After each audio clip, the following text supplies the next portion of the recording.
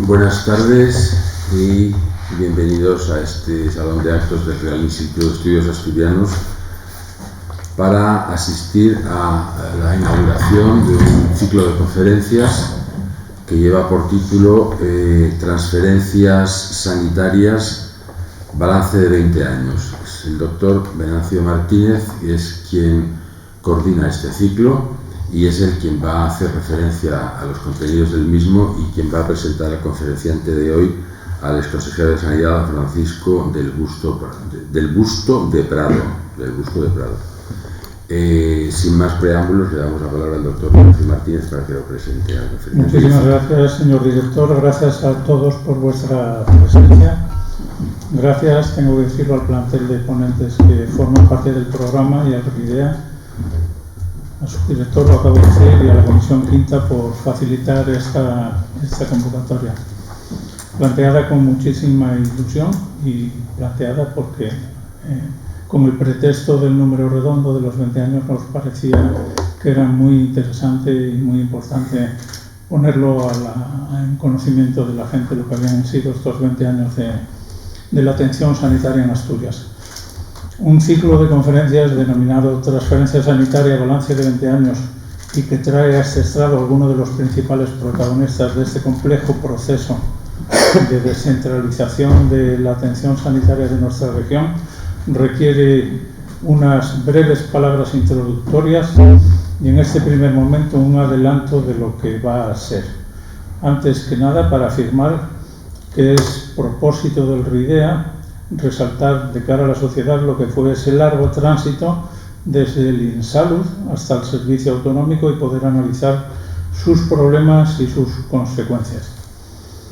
Este ha sido uno de los procesos políticos más apasionantes y relevantes que se han vivido en la construcción de nuestro Estado autonómico, con la cesión de las principales atribuciones que forman uno de los principales pilares del Estado de Bienestar.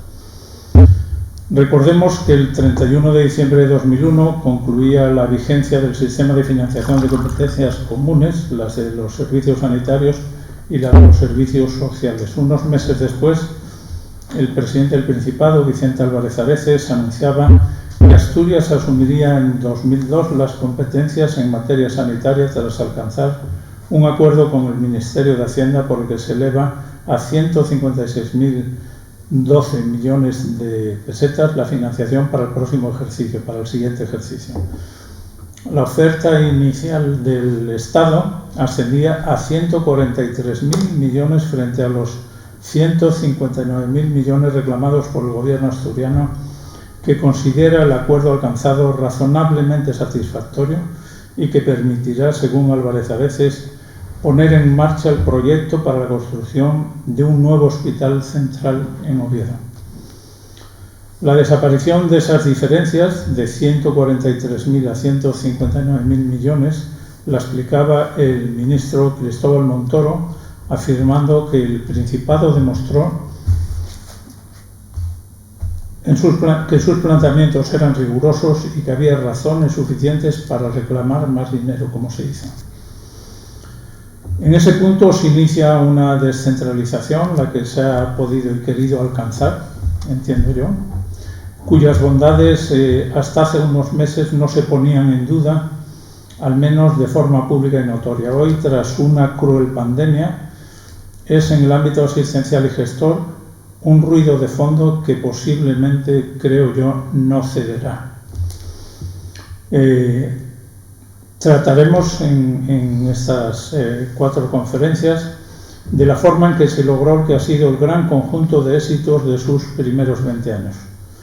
Hay que tener en cuenta la modernización de la asistencia, la extraordinaria dotación de medios, la creación de una red sanitaria puntera en nuestro país, hoy necesitada indiscutiblemente de una reforma profunda, y otras posibles ventajas como la capacidad de innovación añadida al sistema sanitario, la mejora de la eficiencia. Nuestra cartera de servicios es de las más completas del mundo, hay que recordarlo, y hay que sentirse orgullosos de ello.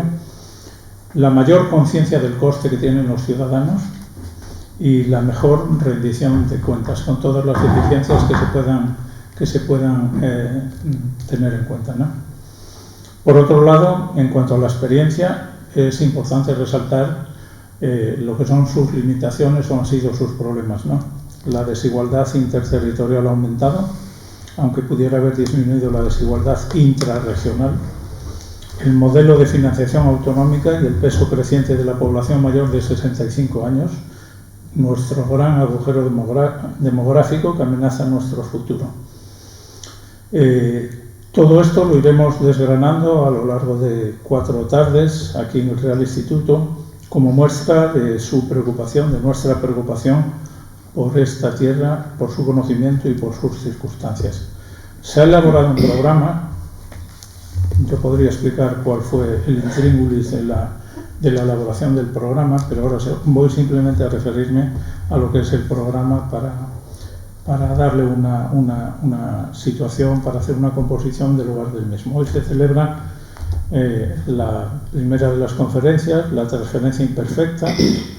La transferencia imperfecta, entre interrogaciones, puso el doctor Busto, evolución y desafíos pendientes. El doctor Busto, que nos acompaña, hablará hoy de esto. El 15 de noviembre, el próximo martes, a la misma hora, autonomía de los centros, el triste triunfo de la rutina. ¿Qué pasa con los servicios de salud pública? Es consejero de Sanidad, es presidente del Principado de Asturias y miembro del número del RIDEA. El martes siguiente, el día 22, hablará Jaime Rabanal García de la proximidad de servicios versus endeudamiento. El gasto sanitario, dice, se duplicó en menos de 10 años y lo quiso resaltar poniéndolo en el título. Y la última de las conferencias previstas el 29 de noviembre, el martes 29 de noviembre, a la misma hora, tratará del desarrollo de las transferencias sanitarias y retos actuales, el actual consejero de Sanidad, Pablo Fernández Muñiz. El ponente de hoy es conocido por todos, en el ámbito sanitario sobradamente conocido y reconocido. Es una persona muy querida dentro de la sanidad asturiana y posee un amplísimo y brillante currículum vitae profesional y gestor. El doctor Busto es licenciado y doctor en Medicina y Cirugía por la Universidad de Oviedo, es especialista en Medicina Intensiva y Unidades Coronarias vía MIR, especialidad que logró que consumó en el año 1981, jefe del Servicio de Urgencias del Hospital Universitario Central de Asturias entre el año 86 y 2019, miembro correspondiente de la Real Academia de Medicina del Principado desde el año 2002, es director de un gran número de másters y cursos de formación universitarios, es codirector del Máster Europeo en Salud Internacional, es instructor de RCP básica avanzada de politraumatismos por la Sociedad Española de Medicina Intensiva, la European Resuscitation Council y la American Heart Association. Es diplomado en Alta Dirección de Instituciones Sanitarias por el Instituto de la Empresa, título que alcanzó en la Universidad de Navarra, es máster en Alta Dirección Sanitaria por la Universidad de La Coruña. Ha recibido 3 becas del Fondo de Investigación Sanitaria y Social del Ministerio y puestos relevantes en nuestra administración sanitaria ya son pues, más conocidos porque son públicos y es de una larga trayectoria. Ha sido director general de Atención Sanitaria del Servicio de Salud del Principado de Asturias entre el año 2003 y 2007. Fue director gerente del Hospital Valle de Nalón, acreditado por la Joint Commission International entre 2012 y 2015.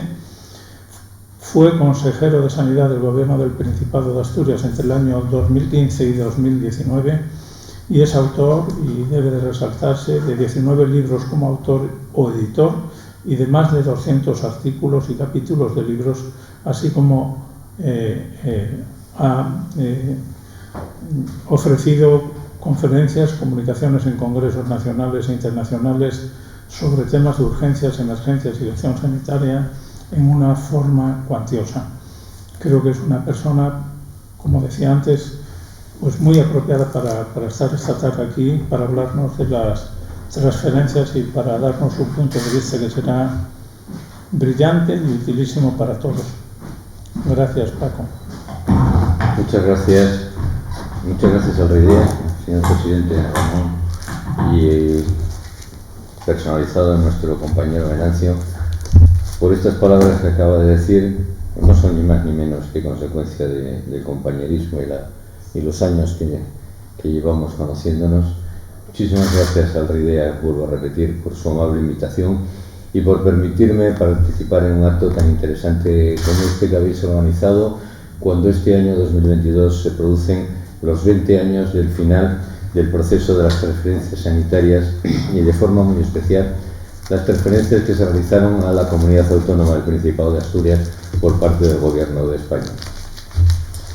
En algún momento determinado, les pido perdón ya por adelantado si tengo que parar, porque la semana pasada he estado en un proceso catarral, no COVID negativo, pero que me ha dejado una pequeña tosecilla residual que en algún momento determinado, sobre todo cuando hago más tiempo de la cuenta, me pueda afectar. Veo entre el público a personas que han intervenido de forma muy activa en este proceso que ya dura 20 años. Un viaje personal y profesional que ha transcurrido a lo largo de nuestras vidas. Hemos compartido muchos momentos, inquietudes, proyectos, días buenos y bastantes quebraderos de cabeza. Nuestro sistema sanitario público siempre ha sido reconocido, tanto a nivel nacional como internacional, por su excelencia, gracias a los avances científico-técnicos y muy especialmente a la vocación, la entrega y la implicación de sus profesionales, que cada día hacen o han hecho y siguen haciendo y seguirán haciendo, estoy seguro, de su profesión una forma de vida. No entro a valorar lo que ocurre en otros ámbitos profesionales, pero en el sanitario puedo decir, por mi experiencia de más de 40 años de profesión, que es así y que estos vínculos se extienden mucho más allá de la etapa profesional en activo.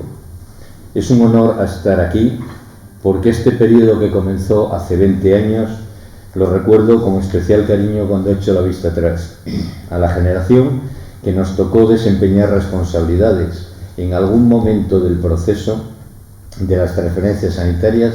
Nos pilló igualmente, nos pilló también, pero más jóvenes, el periodo de la transición democrática y la Ley General de Sanidad de 1986. Con sus diferencias y particularidades, fueron momentos claves que marcaron vidas, presididos por la ilusión y las ganas de poner las bases de un futuro que en aquel momento nos preocupaba y que nos parecía muy incierto. De vez en cuando es interesante echar la vista atrás para saber cuál fue el punto de partida, cuáles fueron las dificultades, los esfuerzos y las apuestas técnicas y políticas que se hicieron en su momento. Para mí, para así comprender mejor dónde nos encontramos en este momento.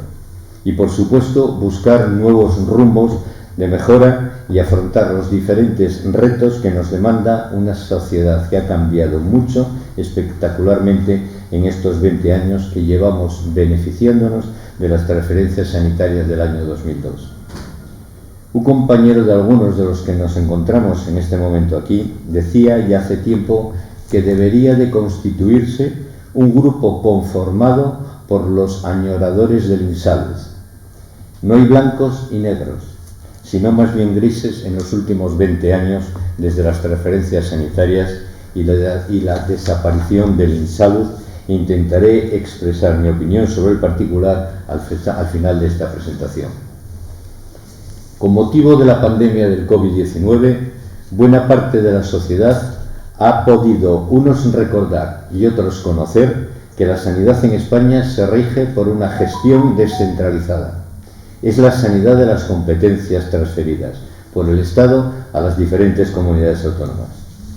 Nuestro INSALUD, entre otras cosas, se caracterizaba por tener una cabeza y un músculo con una enorme fuerza organizativa y unos profesionales en sus servicios centrales de una altísima cualificación, bregados en 1000 temas de la máxima importancia, como valoración de nuevas tecnologías, desarrollo de protocolos de actuación sanitaria, política de personal, cartera de servicios única para todo el Estado, central de compras y un largo etcétera.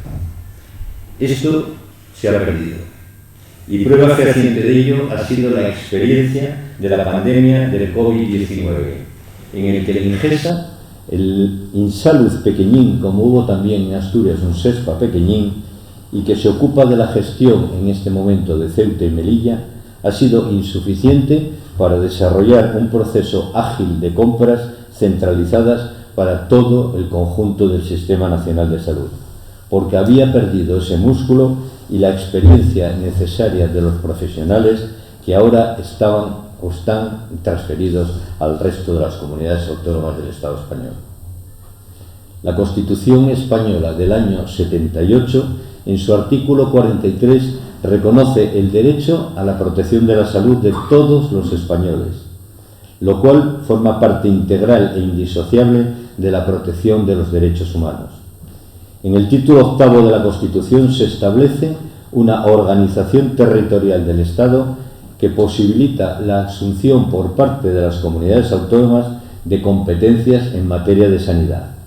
Así, en el artículo 148.1.21, permite que las comunidades autónomas asuman competencias en las materias de sanidad e higiene, en tanto se reserva el Estado, en virtud de lo dispuesto en el artículo 149.1.16, la competencia exclusiva relativa a las materias de sanidad exterior, bases y coordinación general de la sanidad y legislación sobre productos farmacéuticos. Se produce el tránsito de las prestaciones sanitarias desde un sistema de seguridad social a un sistema nacional de salud y, en consecuencia, la excisión casi completa, casi total, de la asistencia sanitaria del sistema de seguridad social. Este tránsito ha supuesto que la ordenación de la asistencia sanitaria no se efectúe ya desde el título competencial relativo estatal relativo a la seguridad social, sino desde la cobertura que proporciona el título competencial de las bases y coordinación general de la sanidad. Estas competencias son las que asume Asturias con las transferencias sanitarias en el grupo de las 10 comunidades autónomas por la llamada vía lenta descrita en el artículo 143 de la Constitución. En la Ley General de Sanidad de 1986 se regulan las acciones que permiten hacer efectivo el derecho a la protección de la salud, reconocida en ese artículo, artículo 43 de la Constitución.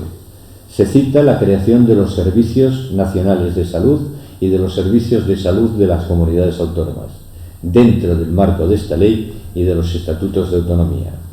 Y en el caso específico de Asturias, se delimitan y constituyen las áreas sanitarias como desarrollo del mapa sanitario del Principado, regulado en el Decreto 112 de 1984.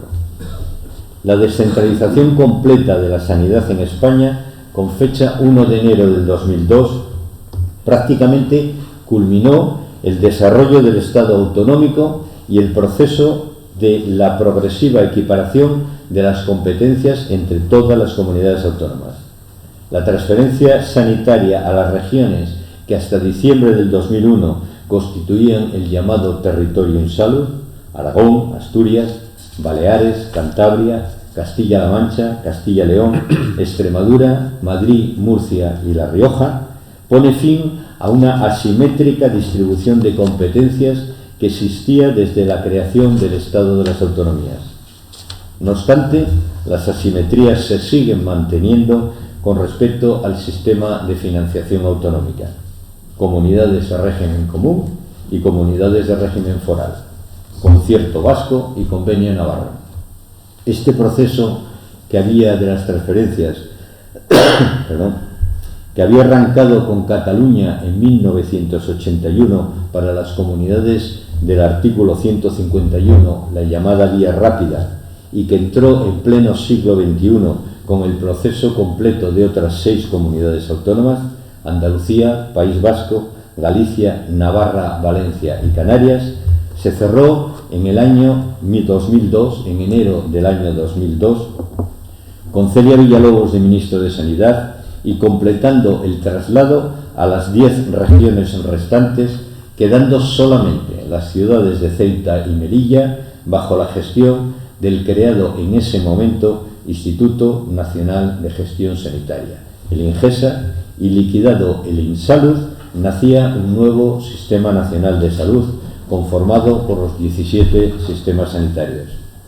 La disolución del INSALUD fue inmediata al proceso transferencial y sus funciones en un primer momento no fueron bien asumidas en algunas comunidades autónomas, ya que no disponían de un órgano técnico de referencia de peso suficiente y parte de las primeras decisiones quedaron en manos de una dirección política y no de una dirección técnica sanitaria. El proceso de transferencias se cierra con la firma del traspaso de las competencias en las comisiones mixtas y la aprobación del Consejo de Ministros de los Reales Decretos que permitieron a los gobiernos autonómicos gestionar sus servicios de salud desde el 1 de enero del 2002.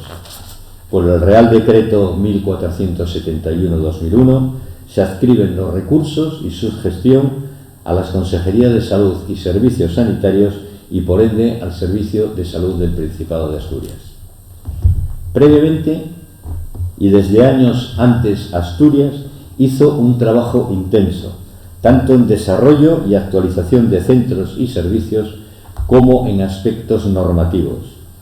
En el aspecto de centros y servicios se inició el desarrollo del modelo de atención primaria y la configuración de los diferentes centros de salud. El desarrollo del modelo de salud mental del que Asturias fue pionera y líder.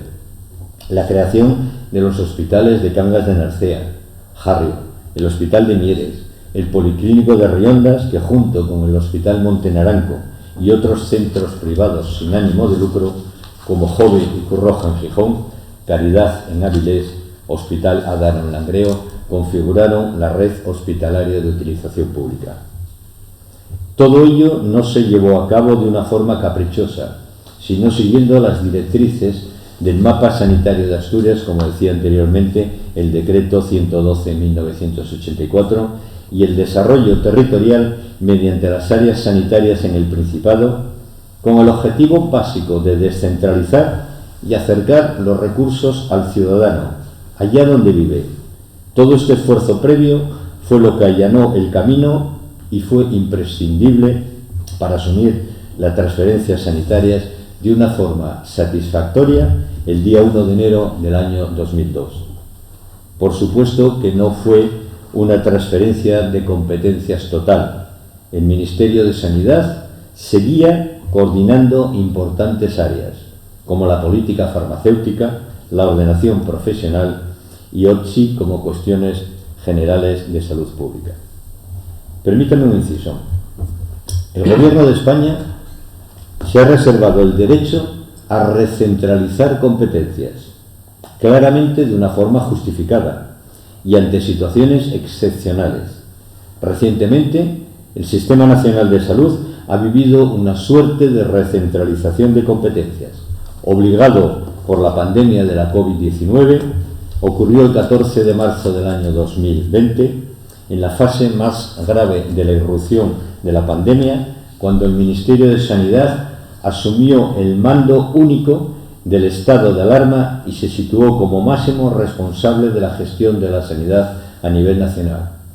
Sin embargo, a medida que se fue flexibilizando el estado de alarma y recuperando, entre comillas, la normalidad, se retornaron a las comunidades autónomas competencias que habían sido asumidas temporalmente por el Gobierno central, como diversas restricciones y cierres territoriales, estrategias de cribado y ritmos de vacunación. En este periodo pandémico hemos visto pasar desde el anonimato para el gran público al estrellato mediático al Consejo Interterritorial del Sistema Nacional de Salud. El país entero estuvo pendiente durante los años que duró más duros de la pandemia de sus acuerdos como si se tratase casi de un partido de fútbol del Mundial. El Consejo Interterritorial, ente constituido por la Ley de Cohesión del año 2013, con el fin, entre otros, de mantener cosida la sanidad nacional, al reunir en la misma mesa al Ministerio de Sanidad y las comunidades autónomas. Este Consejo en su reglamento interno refleja, y cito textualmente, que los acuerdos del Consejo se plasman a través de recomendaciones que se aprueban, en su caso, por consenso. La ambigüedad en términos legales y el alcance en el cumplimiento que generan los conceptos recomendaciones y, sobre todo y más importante, consenso, es utilizado por algunas comunidades autónomas de diferente signo político para entender recomendaciones como tal y consenso como unanimidad, lo que ha hecho que no haya tenido casi nunca un perfil de organismo de decisiones sanitarias vinculantes, y sí más bien, y perdón por tener que decirlo, un foro donde se jugaba en muchos casos más bien a hacer política que a preocuparse de los problemas sanitarios. Un caso paradigmático de ello fue el abandono del Consejo Interterritorial del Sistema Nacional de Salud por parte del consejero de Cataluña, señor Comín, antes de fugarse de España en los momentos más crudos del proceso separatista. Y volviendo al hilo, previamente, un año antes de asumir las transferencias, se producen dos reformas en el proceso de descentralización. Una tiene que ver con el gasto y la otra con los ingresos, que quedaron plasmadas en la Ley 21/2001 al vincular la aplicación del nuevo sistema en su totalidad, del nuevo sistema de financiación en su totalidad, a la aceptación de las transferencias sanitarias. El traspaso de la sanidad significó prácticamente la equiparación del nivel competencial de todas las regiones. Por otra parte, el nuevo sistema de financiación integra la financiación de la asistencia sanitaria contemplando variables geodemográficas, incremento de la corresponsabilidad fiscal mediante la cesión de impuestos y la ampliación de la capacidad normativa de los parlamentos regionales sobre los impuestos cedidos previamente. A las transferencias sanitarias se unió el desarrollo de la Ley de Ordenación Sanitaria en las comunidades autónomas que carecían de ella. En general, el desarrollo normativo se produce en algunas comunidades autónomas casi o al mismo tiempo que la negociación con el Gobierno central de las transferencias, lo que hizo que el debate político estuviese condicionado por las características de las comunidades. En Asturias, la Ley de Ordenación Sanitaria se aprobó mucho antes, la Ley del SESPA del año 1992, quedando pendiente la aprobación de una Ley de Salud del Principado de Asturias que no se consiguió hasta el año 2019, es decir, 27 años después, como Ley 7/2019 del Principado de Asturias de 20 de marzo, casi a punto de finalizar la 10ª legislatura 2015-2019. Un punto importante en aquellos momentos fue la forma en que se configuraban los servicios de salud. Gran discusión. Asturias se constituyó como un ente de derecho público dotado de personalidad jurídica propia y plena capacidad de obrar para el cumplimiento de sus fines. Esta primera fase pretransferencial se continúa a partir del 2002 y creo que aproximadamente hasta el 2008, 2010, 2011, con una segunda fase y hubo opiniones en ese momento, 2002, para todos los gustos, respecto a sanidad descentralizada, sanidad centralizada.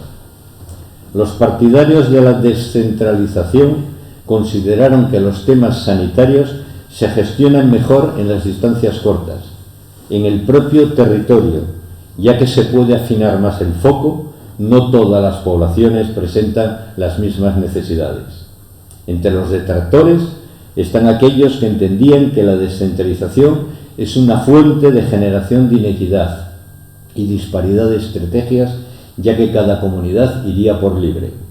El paso de los años ha hecho que algunos de estos segundo grupo se reafirmen en sus posturas y siguen abogando por devolver las competencias, o al menos parte de ellas, al Gobierno central.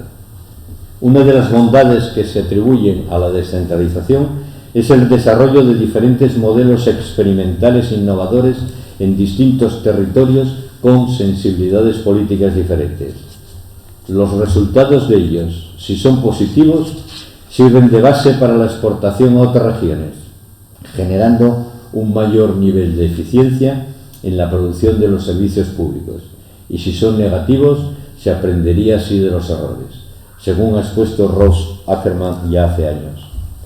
Permítame citar en este momento al profesor doctor don José Repullo, profesor de la Escuela Nacional de Salud, cuando dice: para que la sostenibilidad del sistema sanitario sea posible, se requieren decisiones políticas.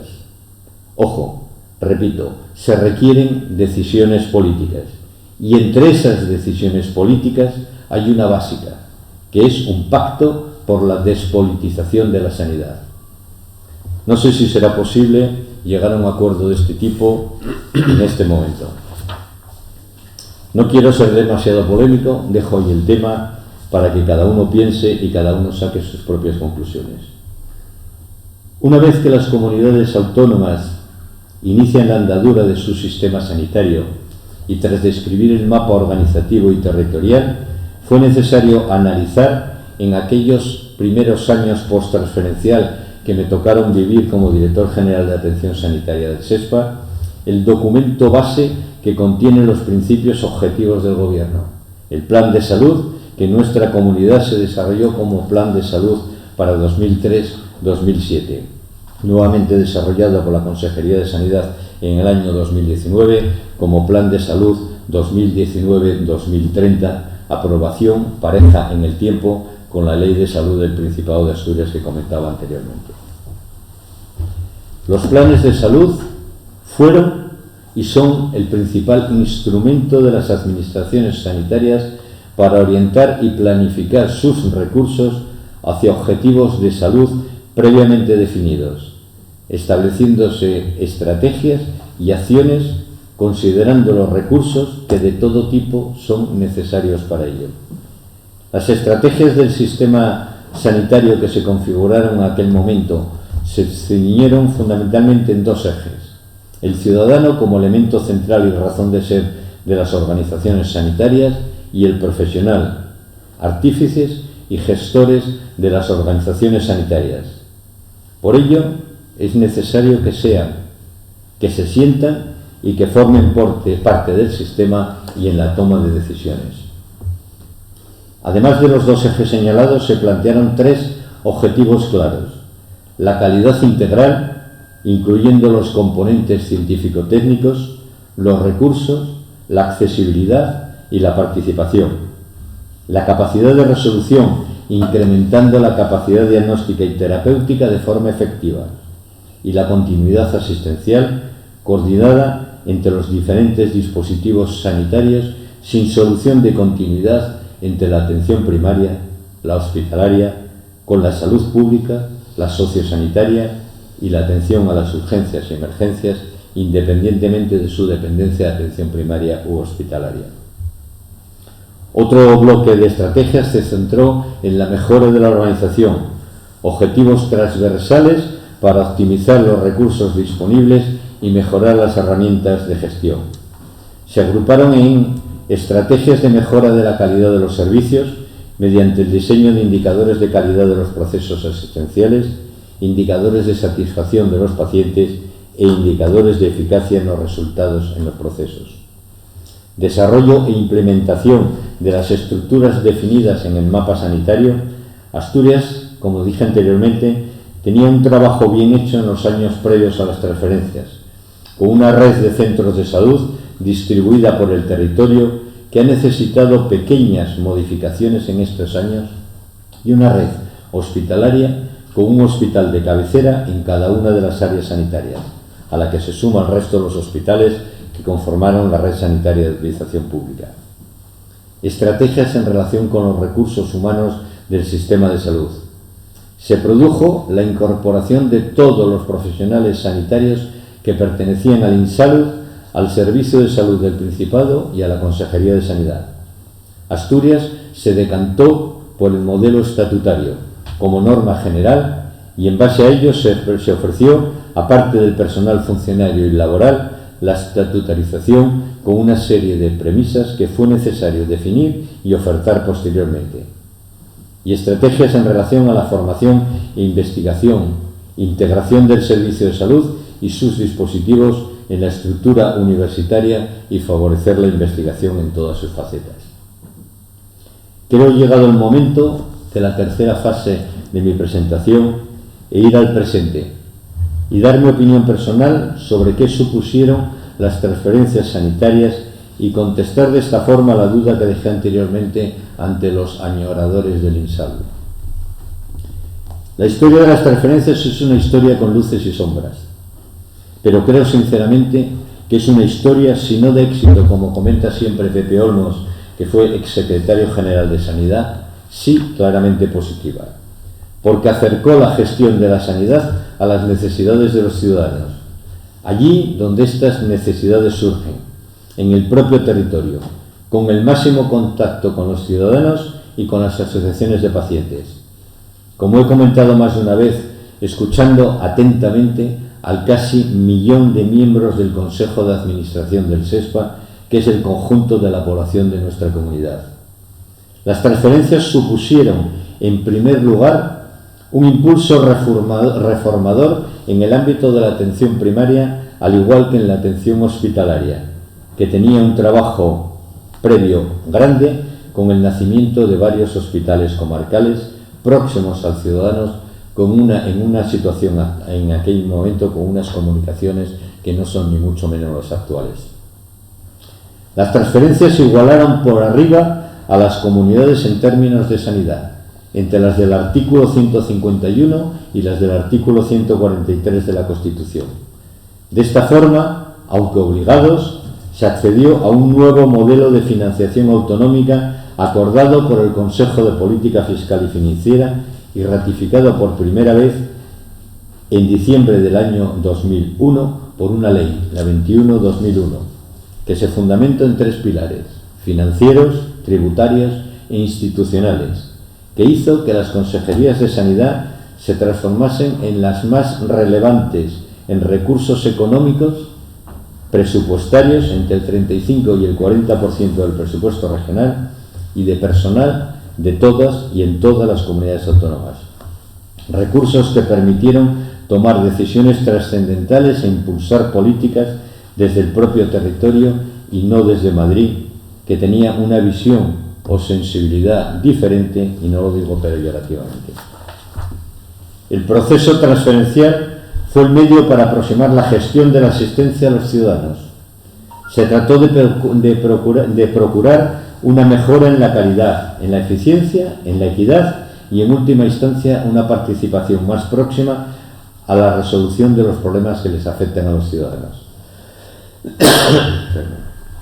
La sanidad actual, con los problemas acuciantes que sucedieron en los últimos años, el impacto de los recortes de la crisis económica del 2012 y el COVID-19, ha deteriorado el acceso, la calidad y la equidad del sistema, y ha provocado un aumento del aseguramiento privado como forma de solucionar las demandas poblacionales, y todo ello puede llevar a una sanidad dual y a la pérdida de la confianza de los ciudadanos en su Sistema Nacional de Salud.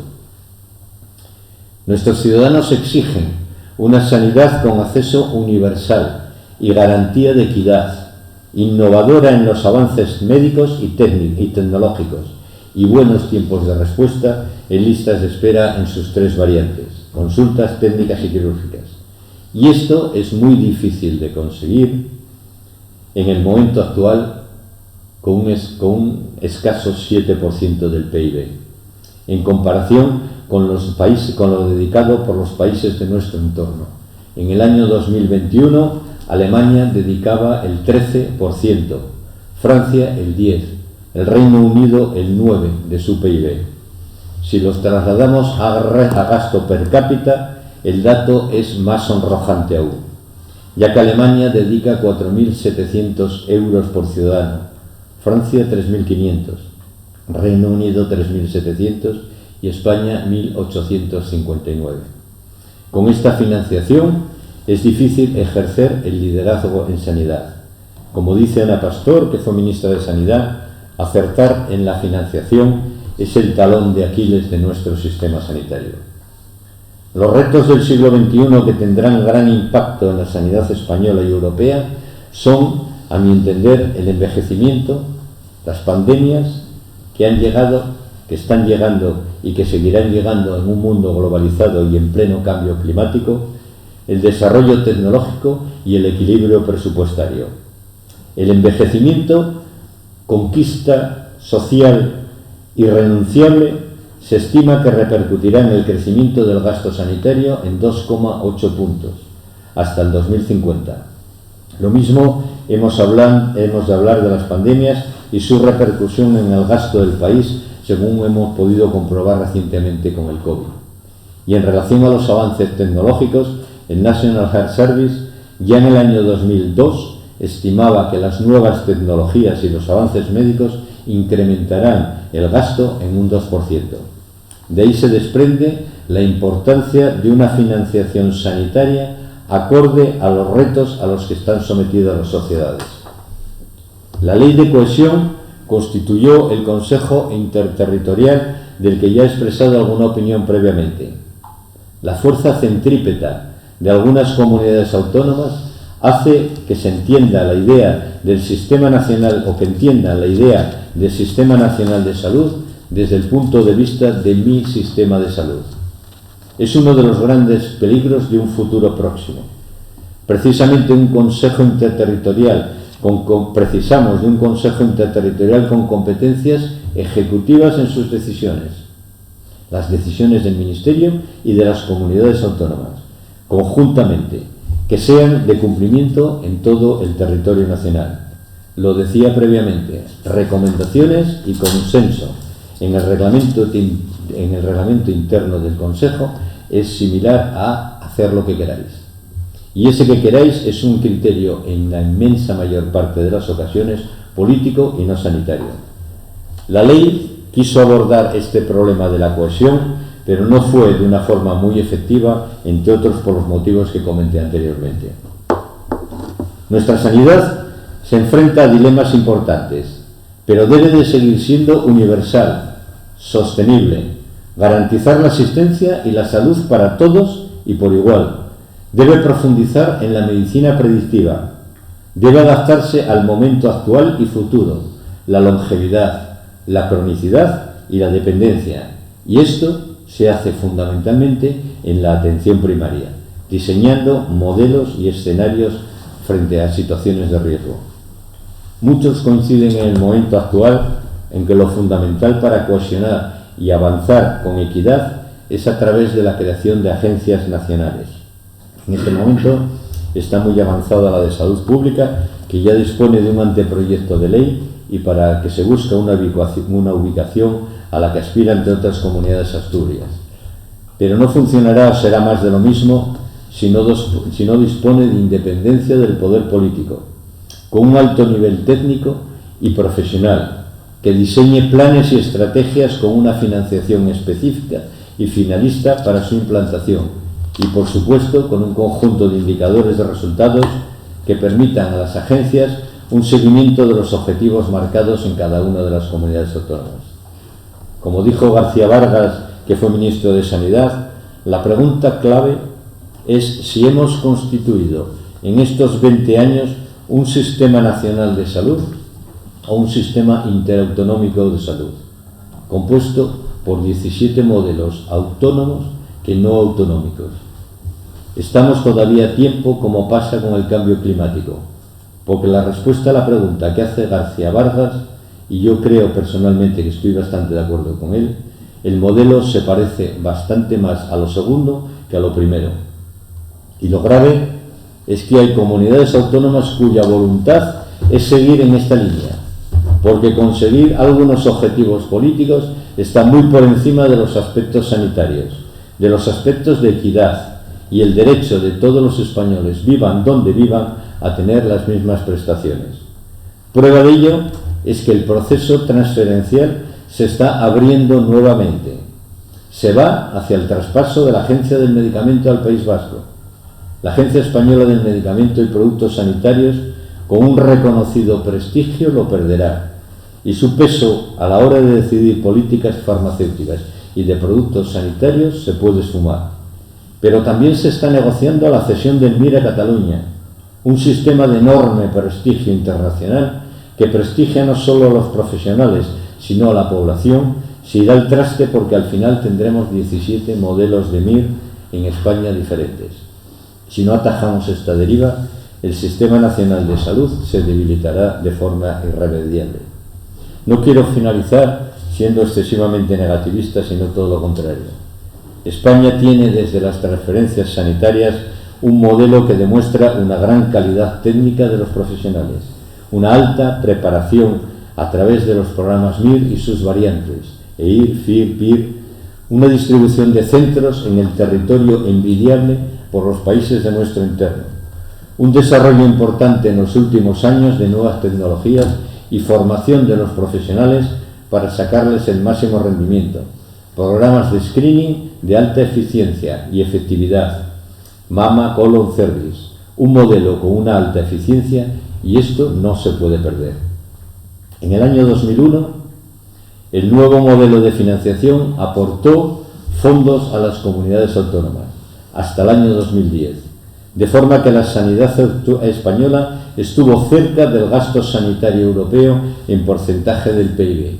Pero llegó el año 2010 y sus recortes posteriores con la crisis económica, y se produjo una década de congelación sanitaria que nos ha ido sistemáticamente alejando de Europa. De ahí viene en gran parte el problema. Financiación obsoleta en este momento desde hace 7 años, con diferencias de casi el 50% de gasto per cápita entre unas comunidades autónomas y otras. Tenemos excelentes profesionales y los moldes para volver al 2010.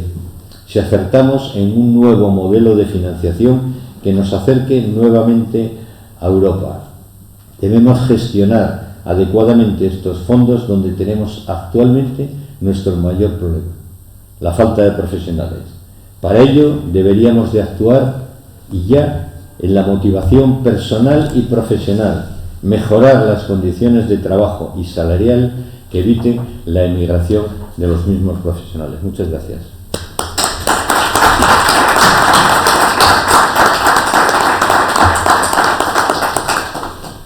Muchas gracias por esta magnífica disertación, llena de puntos polémicos, entiendo, pero vamos, un retrato magnífico. Y ya le paso la palabra al doctor Venancio Martínez para que dirija el coloquio que supongo que habrá a continuación con cuestiones relativas a esta magnífica conferencia. Muchísimas gracias, enhorabuena, doctor Del Busto. Y sí, pues vamos a dar paso a la intervención de los asistentes a la conferencia. Aquí hay personas muy implicadas en la gestión del sistema sanitario y muy enteradas de lo que son todos sus condicionantes, con lo cual espero que alguien levante la mano y que dé el primer paso para encender la mecha, ¿no? Los temas son muchos y se tocaron muchas cosas y podríamos hablar un rato de lo que nos ha provocado la conferencia del doctor Francisco Del Busto.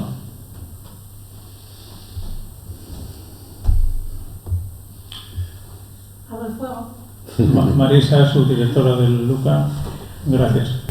Muchas gracias, Paco. Estoy plenamente de acuerdo con el discurso de Paco, y lo único es que yo tengo que decir que yo soy una añoradora de mi salud porque soy la más pequeña de mi salud, claro. No es bueno. Respecto, bueno, por contar alguna anécdota, ¿no?, de la historia, como bien dice Paco, nos ha tocado a lo largo de estos 20 años dentro de este camino, ¿no?, el proceso transferencial y de la combinación de la centralización de servicios, muchas cosas, ¿no? A mí era la más pequeña y en el año 2001, al finalizar el periodo transitorio, por responder un poco a la pregunta, ¿no?, si las transferencias, pregunta todo el mundo, ¿fueron unas buenas transferencias? Efectivamente se nos transfirió el coste efectivo de los servicios sanitarios en aquel momento. La respuesta es sí. Y yo creo que en aquel momento se debió a la generosidad de, como bien decía antes Paco, en salud tenía un cuerpo técnico pues bueno, un cuerpo técnico de mucho funcionario de alto nivel y de alto nivel técnico, no porque fuera alto nivel, sino porque bueno, en salud se especializó al tener un cuerpo de gestores y de funcionarios pues, que hacían mucho trabajo técnico. En aquel momento el consejero que recibió las transferencias, Paco Sevilla, era inspector y era exdirector general de planificación y muy conocedor del sistema sanitario, muy conocedor de lo que costaban los servicios, ¿no? Y por parte de las personas que estábamos en salud, pues teníamos las personas que se descentralizaban, también fueron generosas a la hora de aportar y de trabajar con el consejero, porque al final trabajamos para Asturias, trabajar a la hora de proporcionar la información que le diera al consejero pues, el mejor estatus a la hora de negociar, ¿no? Y en aquel momento, cuando recibimos las transferencias, esos 20.000 millones de diferencia, pues sí que nos permitió en la segunda parte del periodo transitorio, desde junio, bueno, más bien septiembre o octubre, hacer una descentralización de ese presupuesto y asignar a cada gerencia de atención primaria o a cada hospital el presupuesto que le correspondía para seguir funcionando con los servicios, ¿no? En aquel momento nos permitió hacer un ejercicio muy bonito desde el punto de vista teórico, aunque nos llevó muchas horas, mes y pico, nos llevó a los funcionarios que trabajamos en la unidad de contratación de servicios a hacer un reparto, ¿no? Un reparto en una fórmula que los técnicos llamamos presupuesto en base cero, que es ir presupuestando capítulo 1, médico a médico, enfermera a enfermera, un trabajo técnico muy complicado, pero bueno, sí que muy gratificante cuando acabamos. Y al final, cuando acabamos de repartir los contratos programa de aquel año en el que se incorporaron las nuevas acciones que el INSALUD dejó pendientes, que permitió la apertura de nuevos servicios, como bien dice Paco, las transferencias a los servicios al ciudadano, servicios como vascular o como Maxilo Gijón, dotar de nuevas acciones atención primaria. Cuando al final repartimos todo el dinero que nos había dado el consejero, nos quedó presupuesto suficiente para renovar equipos tecnológicos. Si alguien se acuerda, yo me acuerdo mal porque ya van pasando los años, pero bueno, nos permitió poner una resonancia en el Valle, un TAC en Jarrio, es decir, nos permitió la renovación tecnológica de grandes aparatos. Entonces, bueno, pues las transferencias estuvieron bien negociadas, la respuesta es sí. Hombre, el dinero siempre, cuanto más se tenga mejor, pero bueno, sí que nos permitió hacer una asignación del coste efectivo de en aquel momento de los servicios y bueno, poder dotar de alguna cosina más que no vino. ¿Vale? Y sí que coincido con Paco en el análisis que hace 20 años avanzó mucho, se permitió acercar a los servicios al ciudadano, pero yo creo que que el Sistema Nacional de Salud está en riesgo, y está en riesgo porque no falta una estructura que antes tenía el Ministerio de Sanidad y antes tenía el INSALUD, que era cohesionado. O sea, no existe ahora mismo unos sistemas de información que nos permitan comparar, no existe una evaluación de implantación de tecnologías no centralizada, porque bueno, sí que es cierto que cada uno puede decidir en su comunidad autónoma la cartera suplementaria que implantar o no, pero que nos permitiera a cada comunidad autónoma a la hora de implementar una tecnología o de implementar un nuevo fármaco, tener una decisión, como antes decía, que ahora mismo sí que tiene la Agencia Española del Medicamento, pero a otros niveles, ¿no? Entonces yo creo que sí que se perdió el armazón que coacciona dentro del Ministerio, el armazón que coacciona. El Consejo Interterritorial, por ejemplo, es un órgano que no es vinculante, y lo que antes decía Paco, pues yo creo que no se puede permitir este país que algún consejero u otro abandone con decisiones muy importantes que afectan a todo el Sistema Nacional de Salud una reunión como la interterritorial, ¿no? Sí, tiene razón en prácticamente la cantidad de dinero que se negoció, y por dar una anotación a lo que comentó también Venancio, fue parcialmente compensado. Sabemos que siempre hubo un problema ahí sobrenadando, que era la equiparación con Valdecillas al Hospital Universitario Central de Asturias, dinero sí, dinero no, para la Constitución. Años después se consiguió que de alguna forma, mediante una fórmula extraña y anómala, se concedieran 72 millones de euros exactamente para el Instituto Nacional de Silicosis, que era el centro que de alguna forma era nacional y no era específicamente una comunidad, 72 millones de euros, son unos 11.900 millones de pesetas, no de las antiguas porque no hay modernas pesetas, y prácticamente equipara con las entre 12 y 20, quedan solamente 8 ya de las 20.000 de aquel momento. Sí es cierto que en aquel momento el Insalud, y vuelvo a repetirlo, el Insalud tenía una fuerza de cohesión importantísima, con las diferencias de que no estaba cerca del territorio y era diferente la forma de entender las necesidades de cada una de las comunidades autónomas, y había que explicarlos muy detenidamente en aquellas famosas reuniones maratonianas que había en Alcalá 56 creo que era, ya se me olvida, Alcalá 56, pero de alguna forma llegó al gobierno de España y al Ministerio de Sanidad Ana Pastor, y Ana Pastor creó la Ley de Cohesión del año 2003, y la Ley de Cohesión intentó solucionar eso. El problema es que, volvemos a lo mismo, el gran error es que las decisiones son recomendaciones, con lo cual las recomendaciones cada uno las interpreta como da la gana, si las quiere las cumple y si no las cumple. Y decía Ramón hace un momentín, de temas polémicos, tengo la suerte de que como ahora no soy consejero de Sanidad puedo ser políticamente incorrecto y decir lo que pienso y discutir de ello, pero sí es cierto que el Consejo Interterritorial nunca fue capaz, por su propio reglamento interno, y puedo comentar una pequeña anécdota.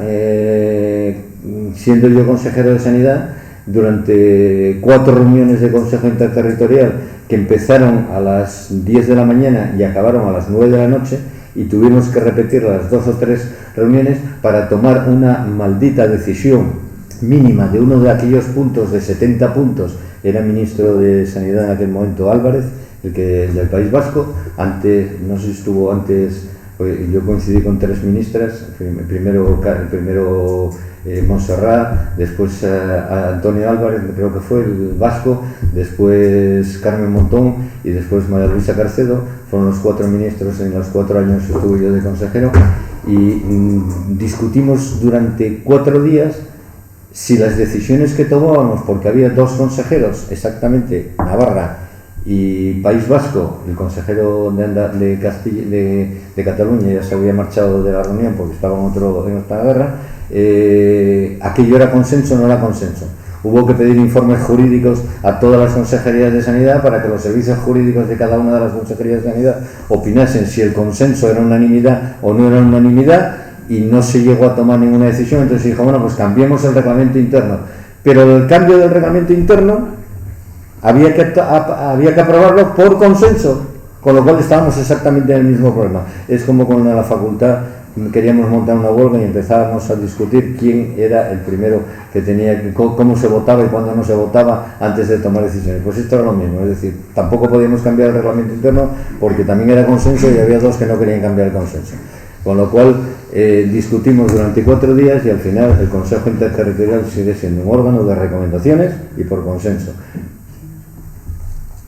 Y excepto que haya un estado de alarma, como lo hubo en su momento determinado y las decisiones se tomaron porque sí, o si no, las decisiones se toman dependiendo, vuelvo a decir, y vuelvo a ser políticamente incorrecto, lo siento, por decisiones más políticas que por decisiones verdaderamente sanitarias. Y eso es lo que lleva a que el sistema ha perdido equidad.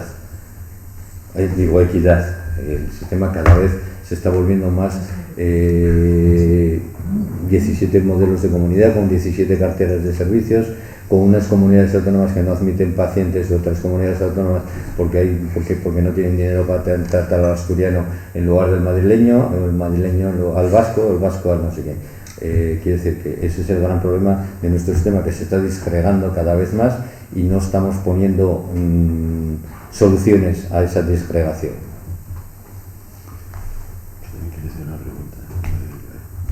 Más que una pregunta, una observación. Realmente es terrible que sean siempre estropearse las cosas empieza siempre por Cataluña y el País Vasco, sobre todo por Cataluña, ¿no? Yo creo que es un momento, y en algún momento habrá que hacer frente a esa historia. Ahora mismo los museos nacionales corren un grave peligro también de desintegrarse, porque las comunidades autónomas reclaman, por ejemplo, los yacimientos arqueológicos.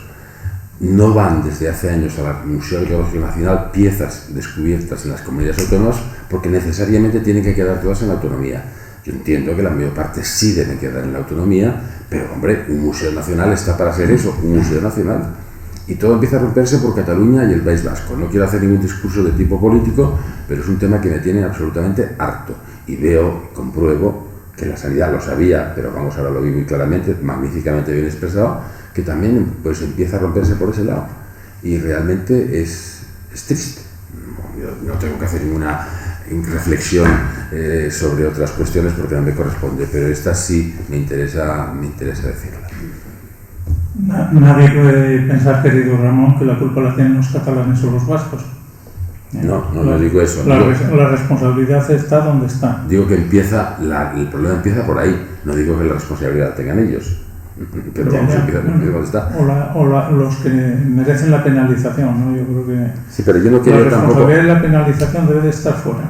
Yo no quería entrar ahora mismo en cuestiones de tipo político, no es esa mi intención. Yo quiero constatar hechos, ¿no? Y realmente es así. Y veo que la sanidad, repito, ya lo sabía, pero ahora lo he visto mucho más claramente, pues que un consejero de sanidad abandona el Consejo Interterritorial, otros dos obligan a estar 3 días discutiendo sobre estas cuestiones y claro, es una cosa lamentable. Perdón. Pues entraste en un tema político cronificado de frente, vamos. Con tu comentario. Tampoco creo que sea un problema de Cataluña, País Vasco. Quiero decir, porque hay otras muchas comunidades autónomas que no son del PP ni son del PSOE.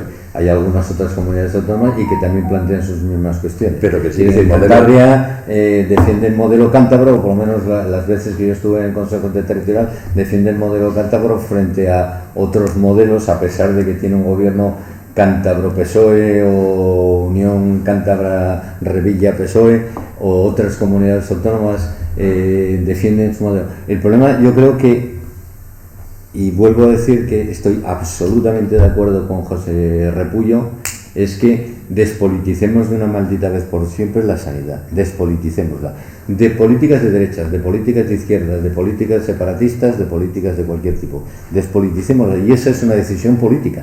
Esa es una decisión claramente que los políticos en su momento determinado, en este momento determinado, tienen que tomarla, despolitizar, dejar a los técnicos que trabajen, dejar que agencias decidan qué estrategias hay que seguir en salud pública, en nuevas tecnologías, en lo que sea, y que se creen unos indicadores, se cree un presupuesto y se sigan los presupuestos por técnicos. Plenamente de acuerdo. Eso exige una ley por encima de las leyes actuales, que corrija los errores de 40 años. Que corrija los errores de 40 años porque fue una cesión a la deslealtad absoluta, completa. Da lo mismo que hables de esto, que es como tú acabas de describir, que lo que acaba de decir Ramón, que otro tipo de cosas, ¿no? Esto fue una deslealtad histórica, ¿no? Desde mi punto de vista, el miserable concepto del hecho diferencial, ¿no? Que es perverso y que hizo mucho daño y está haciendo mucho daño todavía, y además está asumido por unos y por otros, ¿no? Pero efectivamente estamos viéndonos a la política y yo quería hacer, bueno, no sé, más comentarios en la sala, por favor. Sí, bueno, antes de nada, gracias Paco por la síntesis inteligente y provocadora de los últimos 20 años y del previo, ¿no? Antes de decir lo que iba a decir, tengo que entrar en esto que planteaba Ramón, porque como de estos 20 años, 8 me los pasé en Andalucía, y de esos 8, 4 como viceconsejero durante 4 años, me tocó ir a las comisiones delegadas del Ministerio de Sanidad, preparatorias del Consejo Interterritorial, y allí nuestra alianza como andaluces en el Consejo era Cataluña y el País Vasco, por enriquecer el debate, ¿no? Porque realmente es verdad que una cosa es transferir las competencias de gestión y otra cosa es transferir la capacidad legislativa sin límite.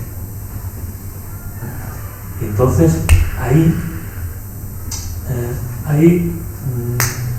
una cuestión que nosotros no ponemos en valor, porque ponemos en valor la sidra y no sé cuántas cosas, pero no ponemos en valor la lealtad que ha tenido todos los consejeros de esta comunidad autónoma con el Sistema Nacional de Salud. Yo lo he vivido en todos estos años.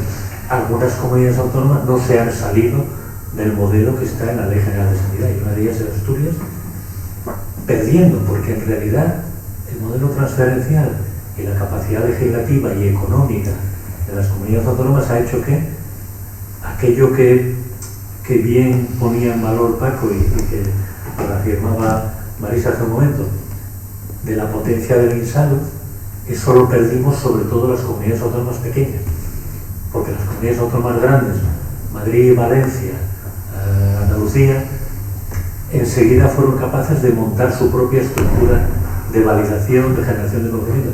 Las pequeñas no. Yo he tenido la oportunidad de dirigir hospitales en Asturias y no hay ningún hospital con el que te puedas comparar. Y no puedes acceder a ninguna base de datos para compararte con un hospital igual que el tuyo en otra comunidad autónoma. Y en eso las comunidades autónomas como Asturias hemos perdido. Y luego hay una cuestión que se toca, pero que no se entra hasta atrás. Vamos a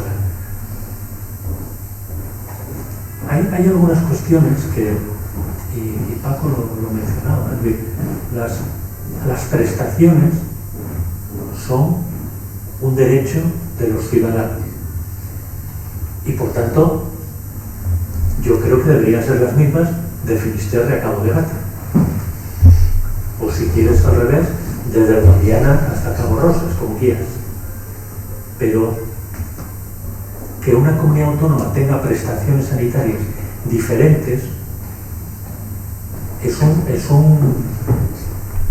una apertura a la desigualdad, al desequilibrio, a la inequidad y además a la deslealtad, porque aunque la norma dice que uno puede solicitar al ministerio no sé qué prestación complementaria, en realidad lo que sucede es que se mete en el presupuesto, luego se genera deuda y la deuda luego la paga el conjunto del Estado haciendo esas aportaciones extraordinarias que cada X tiempo hay que hacer para pagar la deuda y que todos hemos conocido.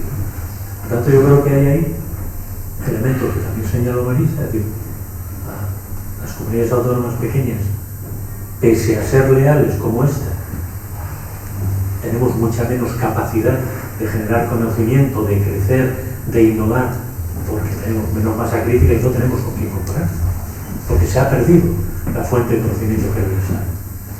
Y la siguiente cuestión es que los ciudadanos de unas comunidades autónomas no son iguales ante la sanidad que los de otras.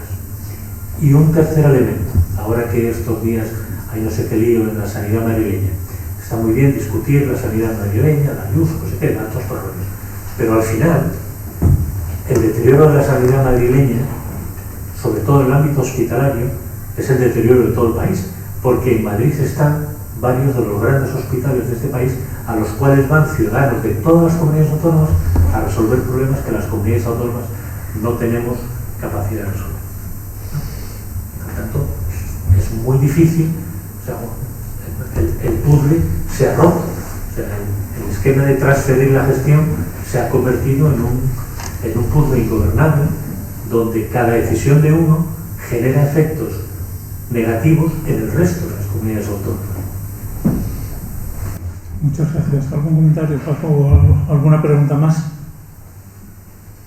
Yo la verdad que tengo un montón de notas y preguntas para hacer, pero por hacer un comentario, si te parece responderlo de forma rápida, porque están los medios de comunicación de hoy, la falta de médicos, la homologación de los médicos extranjeros, la migración de los médicos y enfermeras jóvenes, todo eso es un problema aparte del agujero demográfico en el que está Asturias ahora mismo y del que no va a salir. Va a ser impresionante, va a condicionar nuestro futuro de forma definitiva, no me parece a mí.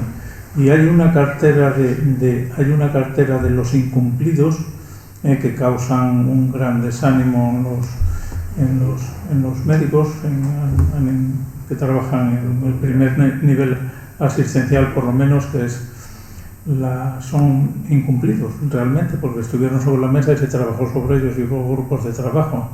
la profesionalización de la gestión, la carrera profesional que terminó siendo una carrera laboral, con tramos de 500 euros independientemente de lo que hicieras con 5 años cumplidos, la reforma de la red asistencial, la autonomía de los centros, de lo que se habla tanto y se habla siempre, la mejora de la red asistencial y otra serie de cosas que se quedaron en el tintero y que son claves para el futuro, ¿no?, de la sanidad asturiana. La red asistencial hay que revisarla profundamente, ¿no? Alguien me parece que comentaba, no sé si era antes de empezar la charla, de las deficiencias que tiene la red asistencial ahora, simplemente por el cambio que se produjo en Asturias en comunicaciones en los últimos años, ¿no? No se puede mantener la red asistencial actual. Con un hospital como Harrio, con 100 y pico habitaciones a 35 minutos de Avilés, ¿no? Y una medicina rural que es la verdaderamente necesaria allí, que está desatendida y que no se piensa en ella, ¿no? Y es clave para el futuro de un porcentaje importante de la población. Me da la sensación de que me estás pidiendo de alguna forma que vuelva a ser políticamente incorrecto. Además, también se me puede echar en cara que por qué no lo hice en los 4 años que yo estuve de consejero. Seguro que Cristina, que nos vimos muchas veces en el Parlamento, puede decir por qué no lo hiciste en aquel momento. Sí es cierto que hay que hacer una revisión completa, que decir, las comunicaciones en este momento no tienen nada que ver con aquellas. Cuando aquel momento, cuando se hizo el mapa sanitario, estamos hablando del año 84, es decir, 16 años del siglo pasado y 22 de este año, había unas carreteras que a Cangas de Narcea llegábamos, bueno, a Cangas de Narcea casi igual llegamos ahora que antes, pero a Harrio antes llegábamos en 2 horas y pico y ahora llegamos en 3/4 de hora, 1 hora. Porque me acuerdo cuando a la carrera hice el internado, esa es la última promoción que todavía teníamos el interno antes del residente, médico interno, y lo hice en Juan Canalejo a La Coruña, iba los fines de semana a Coruña y solamente me llevaba 2 horas casi en llegar a Luarca, otras 2 horas y pico, 3 horas en llegar a Coruña. Pero claramente hace falta una sanidad. Pero vuelvo otra vez a lo mismo, es decir, despoliticemos la sanidad. Lo que no podemos es tomar decisiones claves en este momento con respecto a puntos de atención continuada, centros de salud o médicos en periféricos. Cuando tenemos esta falta brutal de médicos, seguir manteniendo puntos con centros de salud o periféricos de centros de salud con 120, 100, 80, 70 habitantes en esas zonas. Sí es cierto que en la despoblación, la España vaciada, la España que se vacía, o como queramos llamar, el acercamiento de la sanidad, de la educación, de alguna industria que genere trabajo, etcétera, etcétera, hace que la población se estabilice más en el territorio, pero evidentemente llega un momento determinado en que podemos tener, recuerdo, y estábamos hablando hace un momentín, cuando por primera vez en Belmonte de Miranda, siendo consejero, dije que uno de los problemas que teníamos en este país es que nos íbamos a quedar sin pediatras en atención primaria, y el revuelo tan tremendo que se montó en aquel momento, y es cierto, o sea, el problema es que nos estamos quedando sin médicos, sin pediatras en atención primaria, y mantener un pediatra en un sitio con 100, 200, 100, 120 niños, cuando tenemos un pediatra con 3.000 en Gijón o Avilés, etcétera, pues no sé si es si es un concepto claro de equidad.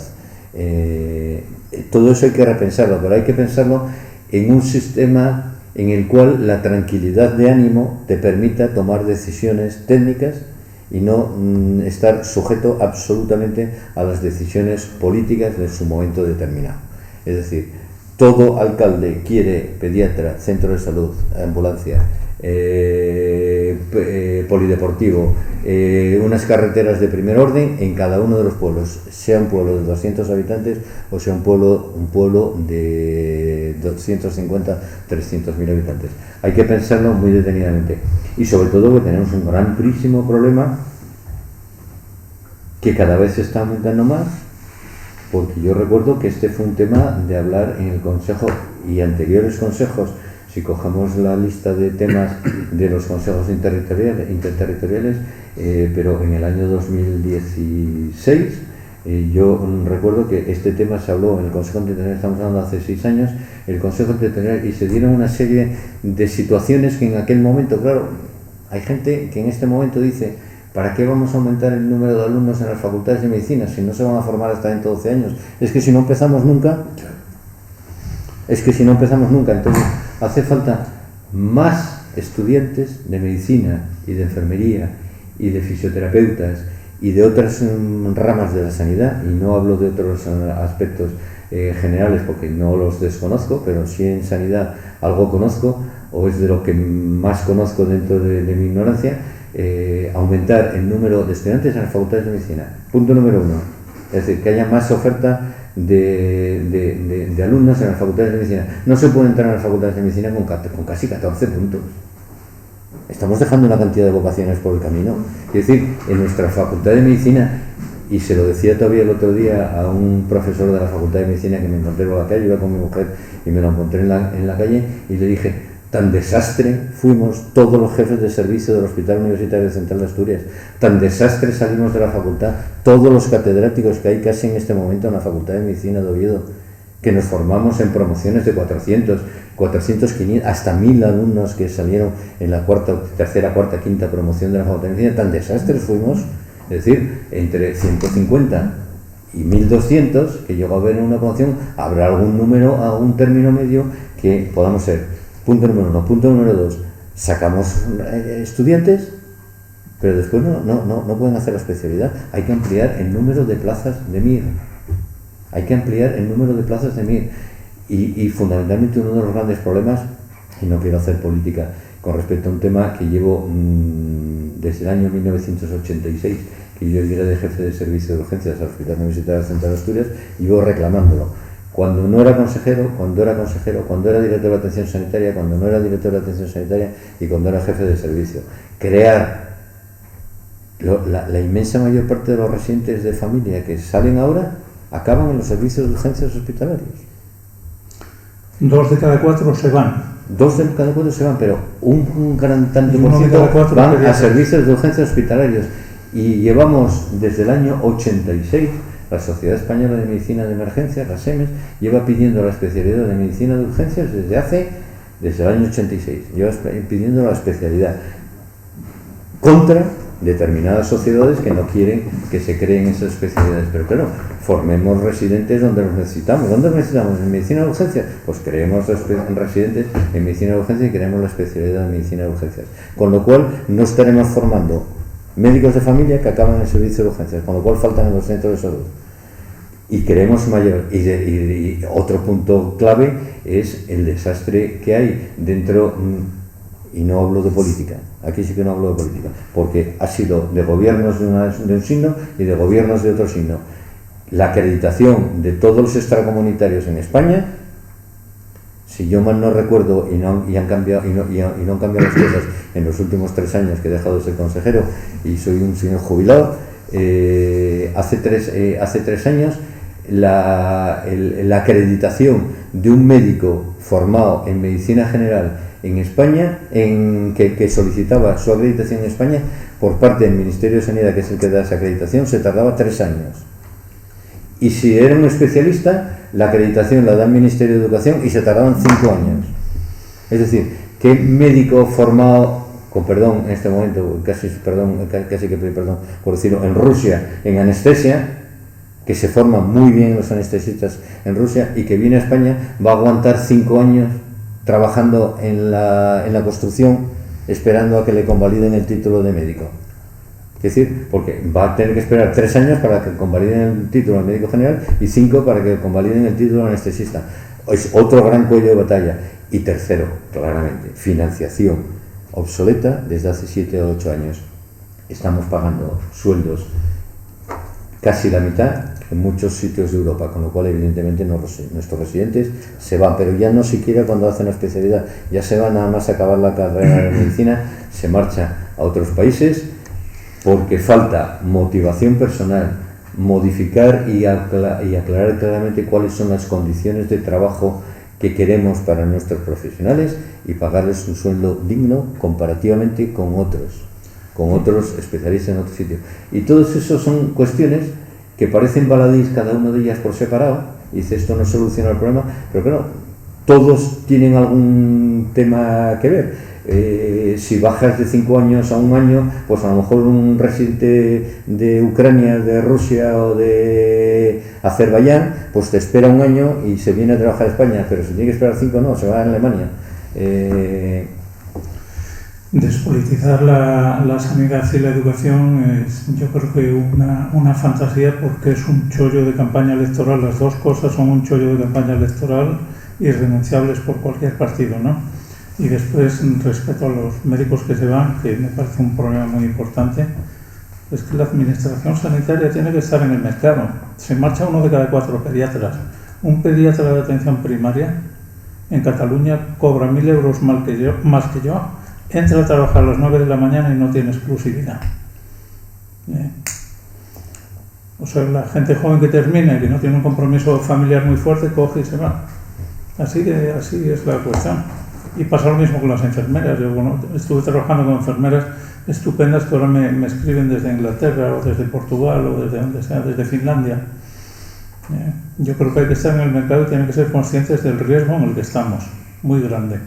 Y despolitizar la sanidad es imposible. Es imposible, me parece. ¿Alguna cuestión más?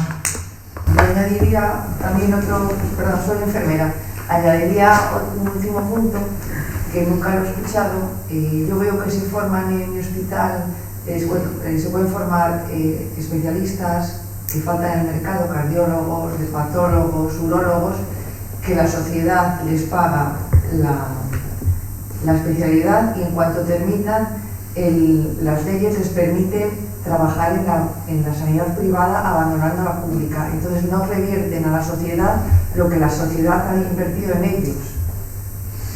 Sí, su visión de negocio. Está claro, ¿no? Está claro. Ese es el modelo del ejército. Yo he tenido compañeros médicos militares que cuando acabaron su especialidad en el ejército, un cardiólogo Juan Mayordomo, por ejemplo, que se formó en el aire, tuvo que pechar y trabajar 3 años en el ejército antes de poder irse a ningún sitio, que hasta incluso irse a la pública y venir a trabajar al Hospital Universitario Central de Asturias. Tuvo que esperar sus 3 años en el ejército hasta que consiguió. Quiero decir, es un modelo que existe en España, solamente que en otra esfera, en la esfera del ejército. Tenemos la fortuna de tener en la sala una política profesional. Doña Cristina, ¿algún comentario? No, la verdad es que yo no soy... Yo me aquí, todo el mundo es de la sanidad. Yo soy jurista y bueno, tuve el honor de compartir una legislatura con Francisco, al que tengo aprecio y respeto. Y la verdad es que he venido a escuchar porque realmente el tema es fascinante. Yo creo que hoy, Francisco, has estado fantástico, porque hoy te has dejado la política de un lado y entonces has sido absolutamente objetivo. Y desde luego que comparto la preocupación. A mí sí me preocupa, pero más allá de como política, ¿no? Como persona, pues esas asimetrías a las que tú hacías referencia y que desde luego pues sí que son un atentado, ¿no? Contra ese derecho a la igualdad en algo tan básico y tan fundamental como es la sanidad. O sea que por mi parte, felicitaciones nada más a los ponentes. Gracias. Pues pendientes de que cierre el acto el director de TUIDEA, quería recordaros, ya lo dije antes, que el 15 de noviembre se hablará aquí de autonomía de los centros, el triste triunfo de la rutina. ¿Qué pasa con los servicios de salud pública? Del miembro permanente de TUIDEA, Juan Luis Rodríguez Vigil Rubio. Sí, pues nada más, reiterar las gracias al director coordinador de este ciclo de conferencias tan importante, al doctor Augusto por esta magnífica conferencia y a todos vosotros, todos ustedes por estar esta tarde aquí. Y bueno, y pedir un poco, no sé, igual he politizado yo con mi observación, que además igual no es muy correcto desde la presidencia del acto tratar temas tan polémicos, ¿no? Pero en todo caso, pues nada, muchas gracias a todos y levantamos la sesión.